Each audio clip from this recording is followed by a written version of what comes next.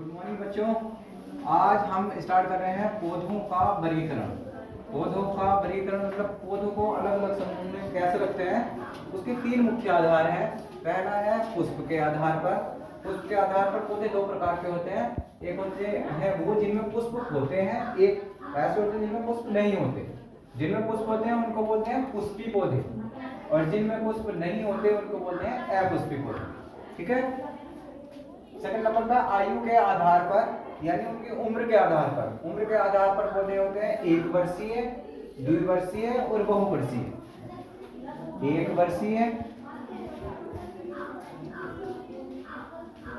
द्विवर्षीय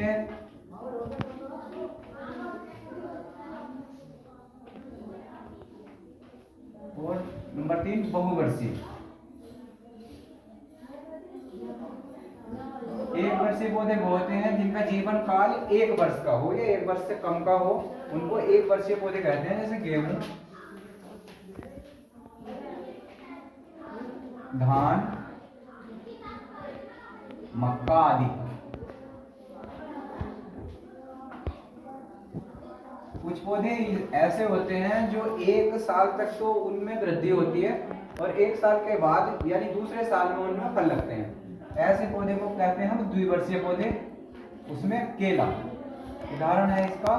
केला, केले का जो पौधा होता है उसकी उम्र 2 साल की होती है। पहले साल में वृद्धि करता है और दूसरे साल में फल देता है और नष्ट हो जाता है। तीसरा है बहुवर्षीय। बहुवर्षीय पौधे वे होते हैं जिनका जीवन काल कई वर्षों का हो या एक वर्ष 2 वर्षों से ज्यादा हो। 2 वर्ष से ज्यादा, ऊपर कितना भी हो सकता है। जैसे साल का पेड़ होता है, लगभग उसका जीवन काल 100 साल का होता है।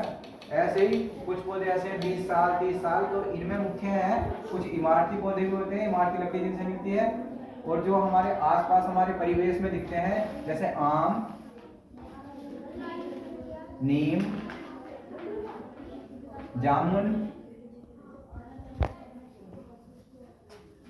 यूकेलिप्टस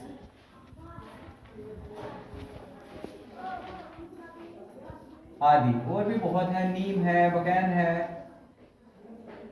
पॉपुलर है। इस तरह के बहुत पौधे हैं जो हमारे परिवेश में है, हमारे आसपास, हमारे खेतों पर, हमारे गांव में। तो 3 तरह के पौधे आयु के आधार पर होते हैं। एक वर्षीय जो जिनका जीवन काल 1 वर्ष का हो, द्विवर्षीय जिनका जीवन काल 2 वर्ष का हो, और बहुवर्षीय जो बहुत सालों तक जीवित रहते हैं। ठीक है। तीसरे नंबर पे हम पौधों का वर्गीकरण कर सकते हैं उनके आकार के आधार पर। आकार के आधार मतलब उनके शरीर की बनावट के हिसाब से कि शरीर की बनावट क्या है। आकार के आधार पर भी पौधे होते हैं 3 प्रकार के। नंबर 1 साग, नंबर 2 झाड़ी, और नंबर 3 वृक्ष। अब बड़े आसानी से कह देते हैं कि बाजार जाओ साग सब्जी ले आओ। तो कैसे हम पहचानेंगे कि साग क्या है, झाड़ी क्या है, वृक्ष क्या है। इसके लिए मैंने 3 वजह से साग वे पौधे कहलाते हैं, वे पौधे जिनकी लंबाई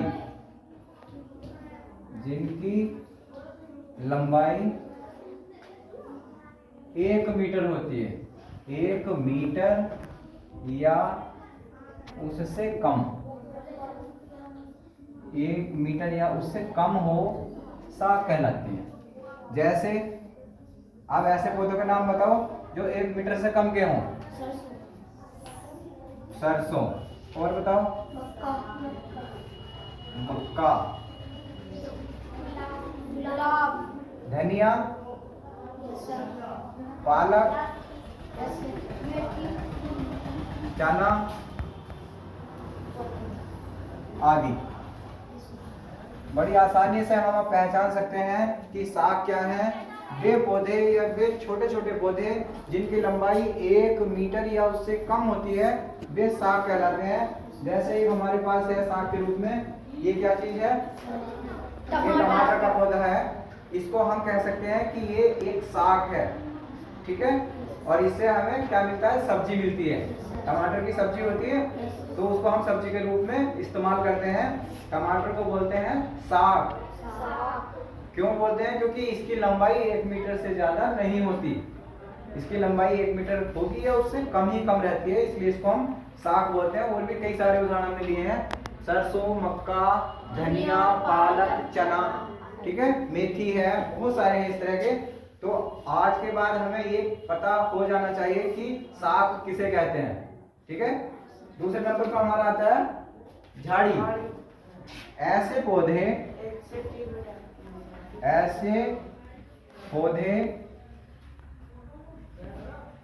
जिनकी लंबाई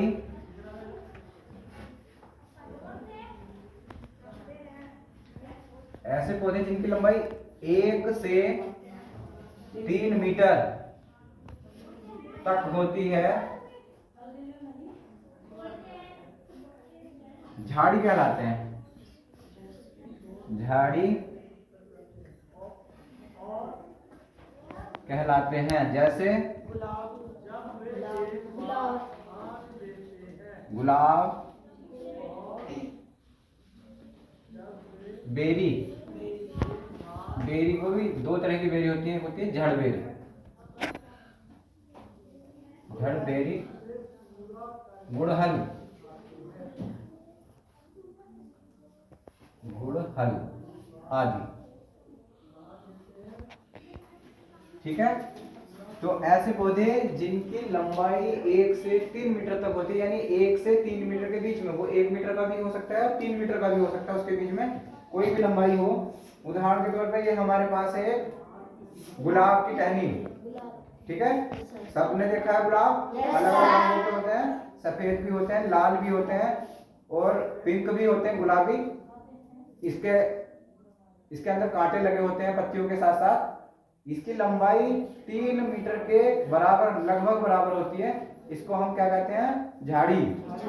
जड़ बेरी होती है, इसके छोटे छोटे बेर होते हैं, हम बाजार से लेके खाते हैं कई बार, तो उसको भी हम कहाँ रखेंगे? झाड़ी की श्रेणी में रखेंगे, ठीक है। तीसरे नंबर पर आते हैं वृक्ष। क्या होते हैं वृक्ष भाई? 3 मीटर से अधिक लंबाई के पौधे, अधिक लंबाई के पौधे, ये क्या कहलाते हैं भाई? वृक्ष कहलाते हैं। वृक्ष कहलाते हैं, ठीक है। उदाहरण के तौर पे बताओ वृक्ष के नाम जो अपने आसपास हम देखते हैं। नीम, आम, जामुन, नारियल, अमरूद का पेड़, अमरूद भी है भाई, अमरूद आदि बहुत से हैं। यूकेलिप्टस है, पॉपुलर है, बकैन होती है हमारे यहाँ, कीकर होता है। ये सब के सब क्या है? ये 3 मीटर से अधिक लंबाई वाले पौधे होते हैं, इसलिए इनको बोलते हैं हम वृक्ष। एक हमारे पास उदाहरण के तौर पे ये देखिए, किस चीज की टहनी है? जामुन। जामुन का पेड़ सबने देखा है? खाए भी हैं जामुन? ये जामुन का पेड़ लगभग 20 से 25 मीटर लंबा होता है, 20 से 25 मीटर लंबा। तो हमें कितना लंबाई लेनी थी? 3 मीटर से ऊपर। तो 3 मीटर से ऊपर हुआ ना, तो हम इसको कह सकते हैं कि एक वृक्ष है। आज हमने अलग अलग पौधों को देखा कि आकार के आधार पर या उनकी लंबाई के आधार पर पौधे होते हैं 3 प्रकार के। पहले हैं साग। वे पौधे जिनकी लंबाई 1 मीटर या उससे कम होती है उनको साग बोलते हैं। दूसरे नंबर पे थे झाड़ी। झाड़ी 1 से 3 मीटर तक की लंबाई के पौधों को झाड़ी बोलते हैं। और 3 मीटर से अगर पौधे की लंबाई ज्यादा है तो हम उसको कहते हैं वृक्ष।